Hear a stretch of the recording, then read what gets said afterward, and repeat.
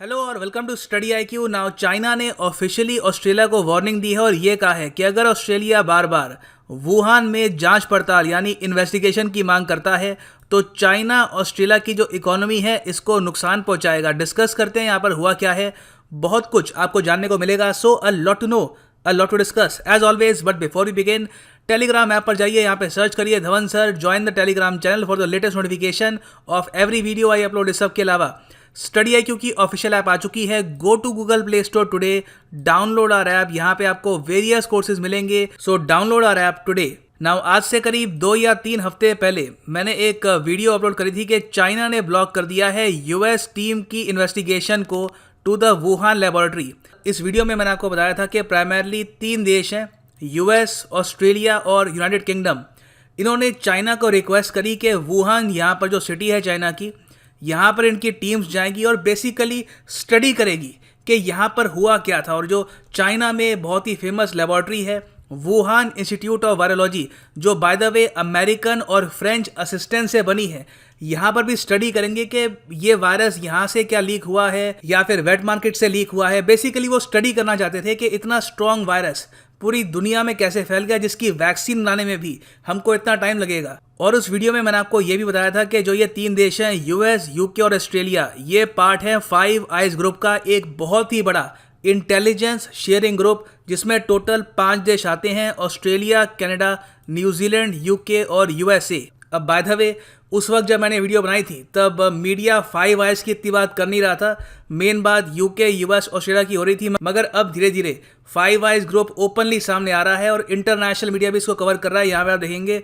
ये sky news का article है, ऑस्ट्रेलिया का मेन न्यूज़ पोर्टल है ये, और ये 28 अप्रैल का आर्टिकल है। यहाँ पे लिखा हुआ है 5 eyes intelligence agencies of Australia, Canada, New Zealand, USA and UK are reportedly examining whether the coronavirus originated from a wet market or inadvertently released from a Wuhan laboratory। तो जो 5 आइज ग्रुप है ये काफ़ी इंटरेस्टेड है और ये जांच पड़ताल करना चाहते हैं कि वुहान में एक्चुअली हुआ क्या था। अब इनिशियली क्या हुआ कि ऑस्ट्रेलिया ने यूएस और यूके की जो रिक्वेस्ट थी इसको सीधा सीधा मना कर दिया।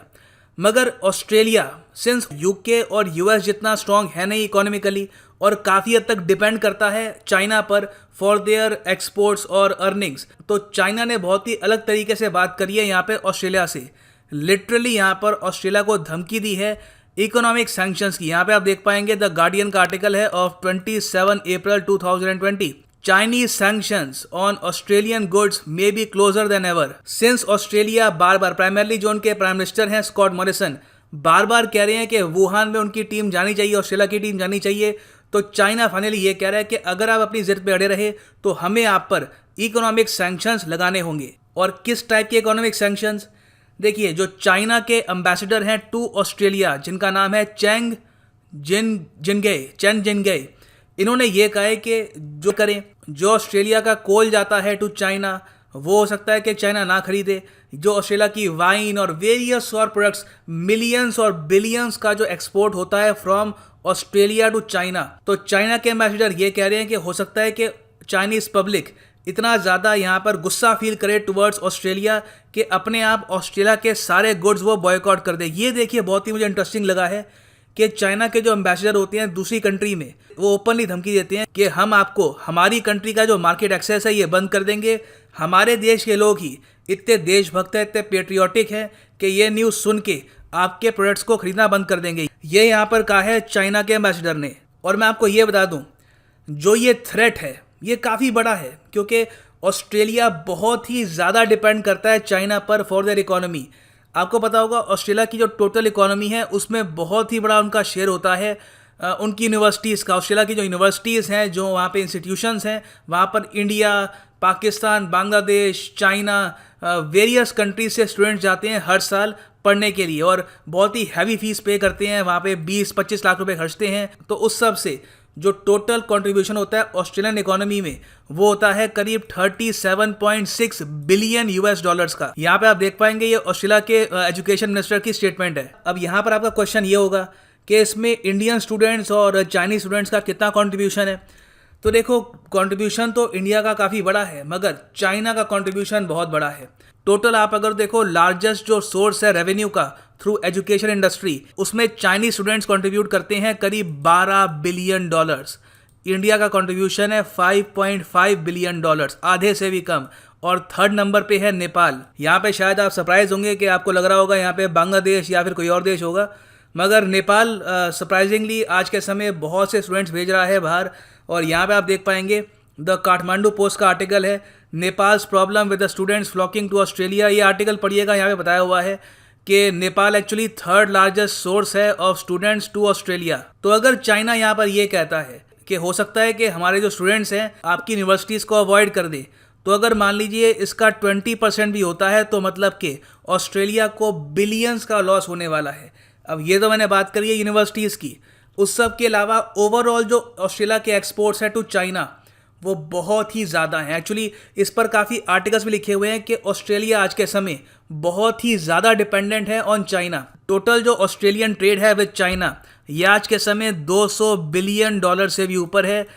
ये जो ट्रेड है, आप अगर Australia US trade, Australia Japan trade, Australia India trade, इन सब को भी मिला लो तब भी उतना बनता नहीं है। यूएस ऑस्ट्रेलिया ट्रेड रफली 70 बिलियन का है, जापान ऑस्ट्रेलिया ट्रेड रफली 77 बिलियन का है और इंडिया ऑस्ट्रेलिया ट्रेड रफली $30 बिलियन का है। तो ऑब्वियस सी बात है कि सिंस ऑस्ट्रेलिया इतना डिपेंडेंट है और ओवरऑल ऑस्ट्रेलिया के जो टोटल एक्सपोर्ट्स हैं उसका 30% जाता है चाइना में सीधा।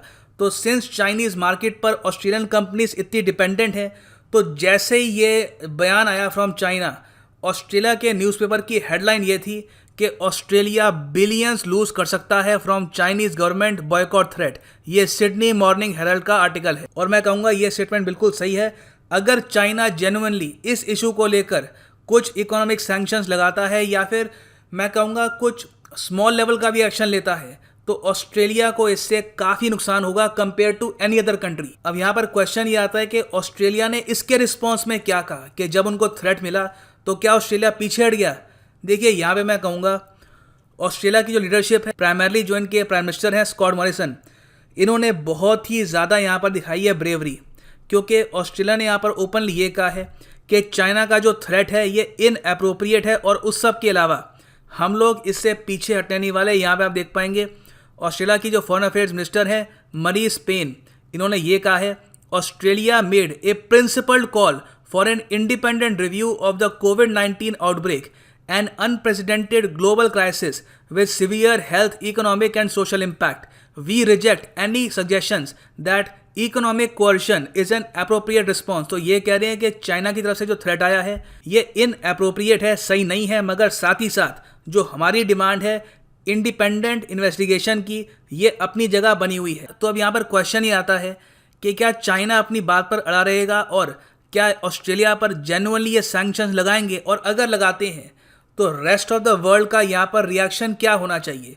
यूएस, यूके, बाकी जो 5 आइज कंट्रीज़ हैं ये यहाँ पर कैसा रिएक्शन देगी, और सबसे इंपॉर्टेंट बात ये है कि इंडिया का यहाँ पर क्या रिएक्शन होना चाहिए। ऑलरेडी आपने देखा होगा इंडिया का बहुत ही न्यूट्रल रिएक्शन है, इवन दो इससे पहले कश्मीर इशू को लेकर चाइना काफ़ी बार यूएनएससी गया है, FATF में काफ़ी बार पाकिस्तान को प्रोटेक्ट किया है और भी तरीके से इंडिया पे प्रेशर बनाया है, मगर इस टाइम इंडिया एक बहुत ही डिफेंसिव टाइप की फॉरेन पॉलिसी अपना रहा है रिगार्डिंग चाइना। वेराज आप देख रहे हैं ऑस्ट्रेलिया जैसी कंट्रीज़ जो इंडिया से कई गुना ज़्यादा निर्भर करती हैं ऑन चाइना, वो यहाँ पर ओपनली कह रही हैं कि हम लोग इंडिपेंडेंट इन्वेस्टिगेशन चाहते हैं इन वुहान। तो देखिए ये एक न्यूज़ इन ट्रांजिशन है, इस पर आने वाले टाइम में और डेवलपमेंट्स होती हैं तो मैं आपके लिए वीडियोज़ लाता रहूँगा। This is now the end of this video. Thanks for listening and as always God bless you all.